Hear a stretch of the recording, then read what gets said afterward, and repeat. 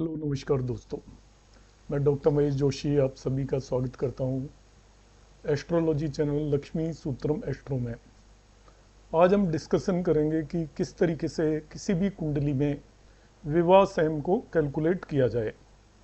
विवाह समय की एक इम्पोर्टेंस है और इसलिए हमें इसे कैलकुलेट करना आना चाहिए। ज़्यादातर मोबाइल ऐप्स में विवाह समय दिया नहीं होता। जब भी हम टाइमिंग ऑफ मैरिज करते हैं किसी भी नेटिव की, तो उसमें विवाह समय की एक इम्पोर्टेंस होती है और उसे हमें चेक करना चाहिए। तो यूजुअली इसे किस तरीके से कैलकुलेट किया जाता है वो मैं यहाँ पर एक्सप्लेन करूँगा। अब देखिए, ये मैंने एक लग्न कुंडली ली हुई है और साथ में ये सभी प्लैनेट्स के लॉन्गिट्यूड यहाँ पर लिखे हुए हैं। जितने भी प्लैनेट्स होते हैं उन सभी के लॉन्गिट्यूड ये रहे। विवाह समय में दो प्लैनेट्स की इंपॉर्टेंस होती है, एक लग्न लॉर्ड और दूसरा होता है सेवेंथ लॉर्ड। तो यहाँ पर मैं इस कुंडली को देखता हूँ तो लग्न में 11 साइन है, तो इसके लॉर्ड को हम लग्न लॉर्ड बोलेंगे और वो सैटर्न होगा। तो हमको पता चल गया कि लग्न लॉर्ड सैटर्न है। अब सैटर्न का लॉन्गिट्यूड हमें लिखना है, जिसे भोगांश बोलते हैं हिंदी में। तो सैटर्न को आप यहाँ पे प्लेनेटरी टेबल में चले जाइए। तो सैटर्न एक्चुअली देखिए वो 11 साइन के अंदर, सैटर्न है आपका 10 साइन के अंदर। तो 10 साइन के लिए इसने यहाँ पे लिखा हुआ है कैप्रिकॉर्न। तो ये इसका साइन है एक्चुअली कैप्रिकॉर्न, और उसके अंदर ये 00 डिग्री 29 मिनट्स एंड 59 सेकंड्स इसकी डिग्रीज हैं और ये साइन है। जब हम लॉन्गिट्यूड लिखते हैं तो आपको साइन और डिग्रीज दोनों को मिक्स करना है, और मिक्स किस तरीके से करना है ध्यान से समझिए। सैटर्न 10 साइन में है, तो आप इसको जब ये 10 साइन में है तो यहाँ पर 9 साइन लिखेंगे, 1 लेस लिखेंगे, ये ध्यान रखना है। जैसे सैटर्न या कैप्रिकॉर्न में है तो हम यहाँ पे लिखेंगे 9 साइन पास्ट, मतलब 9 साइन निकल चुके हैं, 9 साइन यहाँ पे कंप्लीट हो गए। और ये 10 साइन में कितने पर है, 0 डिग्री 29 मिनट। इस तरीके से हमें एक प्लेनेट का लॉन्गिट्यूड लिखना होता है। तो जैसे सैटर्न यहाँ पे कैप्रिकॉर्न में है तो हम इसको लिखेंगे 9 साइन पास्ट, मतलब कैप्रिकॉर्न में आ गया है तो कितने साइन क्रॉस करके आया है वो लिखे जाते हैं यहाँ पर। फिर इसकी जो डिग्रीज दे रखी है उन्हें एज इट इज लिखेंगे 00 डिग्री 29 मिनट्स। अब आ जाता हूँ मैं इसी कुंडली के 7th लॉर्ड पर। तो 7th हाउस में ये 5 साइन नजर आ रहा है हमें, और इसका लॉर्ड हो जाएगा सन। तो सन यहाँ पर दिया हुआ है, तो सन का लॉन्गिट्यूड भी यहाँ से देखेंगे। तो सन देखिए टॉरस साइन में। टॉरस साइन का मतलब यह है कि ये 1 साइन पास्ट हो चुका है, 1 साइन इसने क्रॉस कर लिया है, और इस साइन में वो कुछ ना कुछ डिग्रीज होगा। तो सन का जो साइन है वो टॉरस है और उसकी डिग्रीज दे रखी है 26 डिग्री 49 मिनट्स। मैं कैलकुलेशन समझाने के लिए सेकंड्स को कंसीडर नहीं कर रहा हूँ, ठीक है, आप चाहो तो कर भी सकते हो। तो सन का जो लॉन्गिट्यूड लिखा जाएगा वो कैसे लिखा जाएगा टॉरस साइन में, तो हम लिखेंगे 1 साइन पास्ट।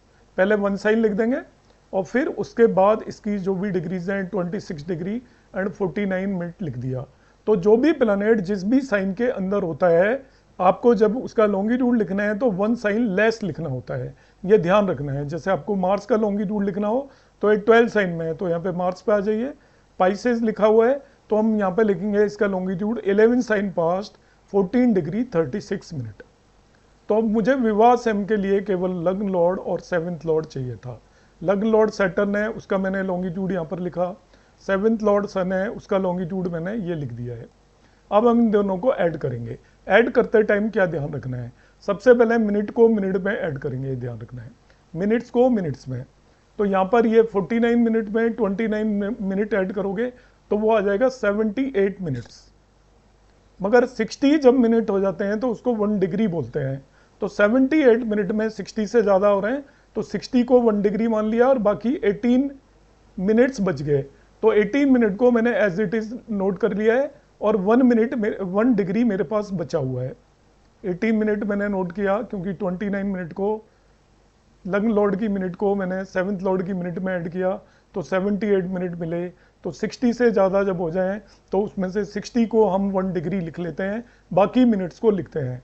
तो यहाँ पे 18 मिनट्स आया, अब 1 डिग्री हमारे पास बच गया था। अब डिग्रीज को ऐड करेंगे तो 26 इसकी है और 0 इसकी है, तो वो टोटल 26 ही आई और 1 डिग्री पहले से बची हुई थी मिनट्स को ऐड करने के बाद।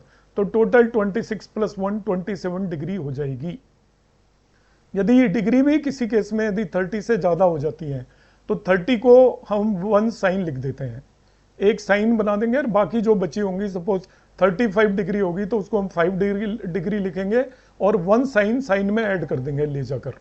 तो यहाँ पर जब मिनट 60 से ज़्यादा हो रही थी तो जो 60 से जितनी ऊपर हो रही थी उन्हें मैंने 18 लिखा 78 को, और जो 60 मिनट को मैंने 1 डिग्री लिख लिया, तो जो डिग्रीज को ऐड किया मैंने 26 और 00 को, तो उसमें 26 आया, उसमें वो 1 डिग्री को ऐड कर दिया जो मिनट से बनी थी, तो 27 डिग्री हो गई।